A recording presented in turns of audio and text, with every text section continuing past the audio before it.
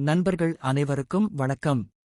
இன்று பயனுள்ள குறிப்பாக சீத்தாப்பழம் நன்மைகளை தெரிந்து கொள்வோம். சீத்தாப்பழத்தில் வைட்டமின் சி, பி6, கால்சியம், இரும்புச்சத்து, பொட்டாசியம், நார்ச்சத்து மற்றும் ஆன்டிஆக்சிடன்ட்கள் போன்ற பல சத்துக்கள் உள்ளன.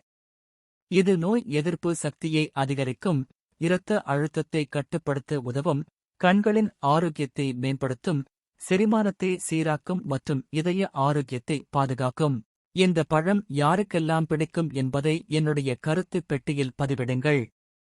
சீத்தா பழம் இனிப்பு சுவையுடன் கஸ்டர்ட் எனப்படும் ஐஸ்கிரீம் போன்ற சுவை கொண்டது.